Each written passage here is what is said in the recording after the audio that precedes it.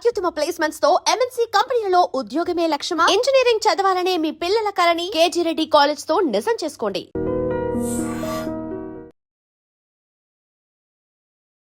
చాలా ఇంటర్వ్యూలో చెప్పారు. 'ఆర్‌జీవి నా జీవితాన్ని మార్చిన వ్యక్తి' అని చెప్పేసి. సో, 'ఆర్‌జీవి' గురించి ఒక సైక్ మూవ్‌మెంట్ ఉంటది కదా సార్. అంటే ఈ మనిషి క్రియేటివ్‌లో ఇంత పీక్స్‌కెళ్తాడా? లేదంటే ఏ పనిలో అయినా క్రియేటివ్‌లో గానీ, డబ్బుల విషయంలో గానీ, లేకపోతే ఎమోషన్స్ విషయంలో గానీ, ఎమోషన్స్ ఉండడం గానీ, లేకపోవడం ఏదో ఒకటి. అంటే ఒక పీక్ సైక్ మూవ్‌మెంట్ ఉంటది. ప్రతి మనిషిలో ఉంటది. 'ఆర్‌జీవిలో' మీరు చూసిన ఆ సైక్ మూవ్‌మెంట్ ఏంటి? అంటే ఇలా ఈ మనిషి తప్పించి ఎవరు ఆలోచించరు. ఈ మనిషి తప్పించి ఇలా ఎవరు చేయరు. అలాంటి మూవ్‌మెంట్ ఏదన్నా ఇన్సిడెంట్ గుర్తుందా 'ఆర్‌జీవి' గురించి మీకు? ఆయన ఒక మూమెంట్ కాదు, నిద్ర లేచిన దగ్గర నుంచి సార్. నిద్రపోయేంత వరకు అతను ఒక సైకిల్లోనే ఉంటాడు.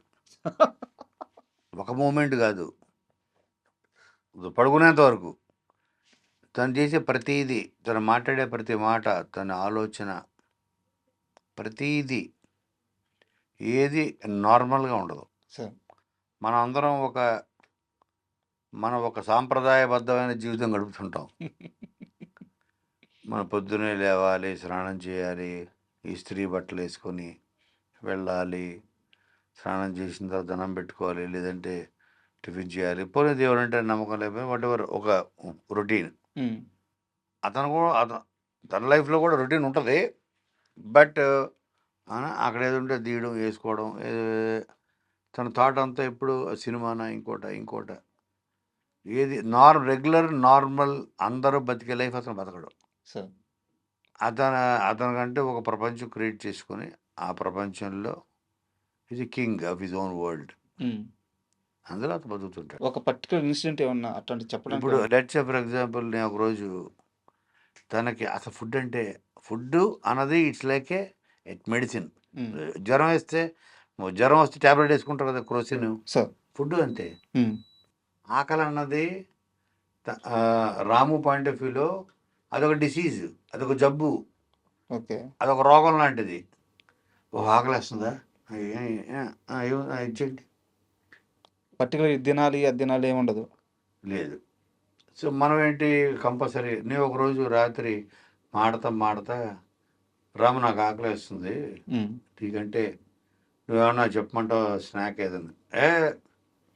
నేను ఏదో స్నాక్ తందూరి చికెన్ ఏదో అంటే ఏదో వచ్చేసరి నేను తినేసా. హ్మ్.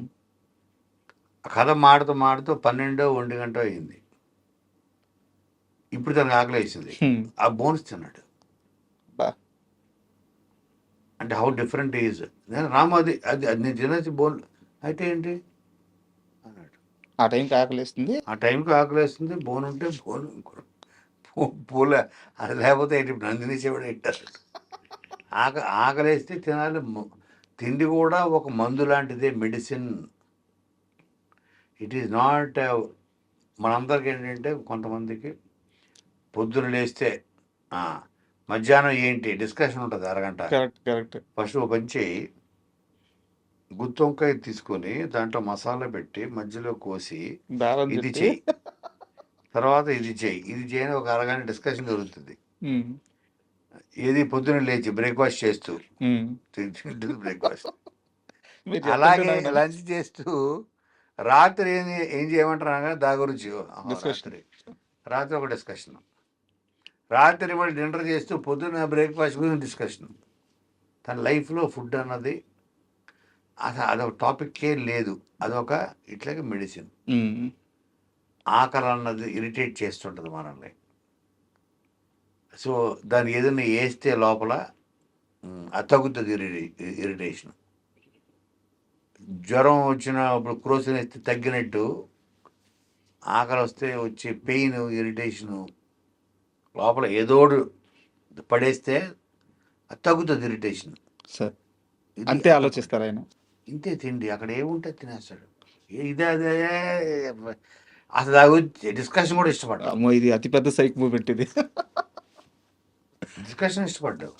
అలాగే డబ్బులు అతని జేబులో ఉండవు, 5 పైసలు ఉండదు, ఒక కార్డు ఉండదు, ఓ పర్స్ ఉండదు, డ్రైవర్ దగ్గర ఉంటుంది.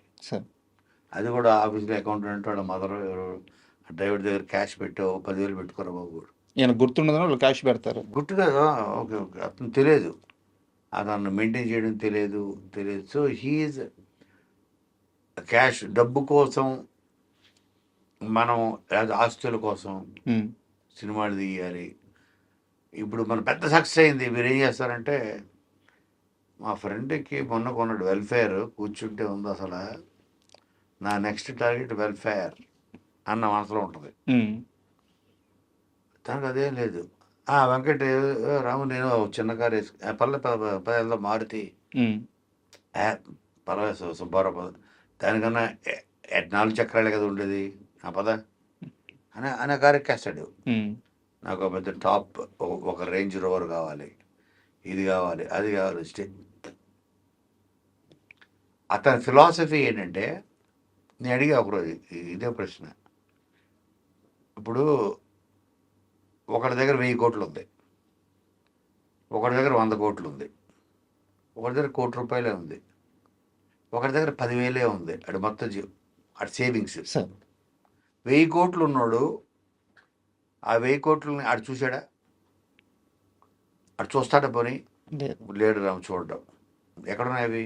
వస్తు రూపంలో, బ్యాంకులో ఉన్నాయి, ఎక్కడో బ్యాంకులోనూ ఆస్తుల్లో ఉన్నాయి. అంతే. ఎక్కడ ఉన్నాయి? ఆస్తుల రూపంలోనూ, ల్యాండ్ రూపంలోనూ, బ్యాంకులో ఉండే ఇవి అకౌంట్లు నెంబర్స్ అవి. అంతే. 1, 2, 7, 9, 0, 6, 5, 4 ఇది 12,60,00,000 ఇది అంకెలే కదా, అంతే. బ్యాంకులో ఉన్నాయి. దాంట్లో నువ్వు ఏదో కొన్నావు, అంకె మారింది. ఉమ్, సో నువ్వు చూడలేదు. ఆ 1000 కోట్లు అటు చూసాడా? చూడలేదు. పోనీ 100 కోట్లు ఉన్నాడు, ఆ 100 కోట్లు చూసాడా? చూడలేదు. పోనీ 1 కోటి రూపాయలు ఉన్నాడు, ఇప్పుడు నీ దగ్గర 1 కోటి ఉందనుకో, ఆ కోటి చూస్తావా? రోజు పొద్దున్న లేచి లేదు. చూడలేదు. ఆ బ్యాంకులో ఉంటుంది రాము, నెంబరే. సో అది బ్యాంకులో అదొక నెంబరు. సార్ 10,000 ఉంది, ఆ 10,000 వరకు మ్యాక్సిమం ఉద్యోగులు పెట్టుకుంటాడు, అది కూడా పెట్టుకోడు, జాగ్రత్తగా 10,000 ఉన్నాడు, 10,000 పెట్టుకోలేడుగా, పెట్టుకోలేడు. వాడు ఒక 500 పెట్టుకోగలడు. సో ఎవడో చూడదు దాని మీద. ఓకే, అదొక నెంబరు, ఆ నెంబర్లు మారుతుంటాయి. రాము నీకు ఇవాళ నీవు సినిమా తీసావు, దాంట్లో 50 కోట్లు పోయాయి. ఉమ్, ఓ అవునా అంటే అక్కడ నెంబర్ మారింది. అంతేనా రియాక్షను? అంతే. అవునా, ఓకే ఫైన్. 20 కోట్లు లాస్ వచ్చింది, ఓహో అక్కడ నెంబర్ మారింది, అక్కడ నెంబర్ మారింది, అంకి మారింది. బా, నా జీవితం ఎందుకు మారాలి? రాము ఇది దీంతో 60 crores ప్రాఫిట్ వచ్చింది, we made money, wow super, అంకి మారింది అక్కడ. ఉమ్, అంతే. అంకెలు మారుతున్నాయి అక్కడ బ్యాంకులో. సో హిట్ వచ్చినా అంకె మారుతుంది, ఫ్లాప్ వచ్చినా అంకె మారుతుంది. నేను ఎందుకు మారాలి? బా, this is the craziest thought కదా ఇది.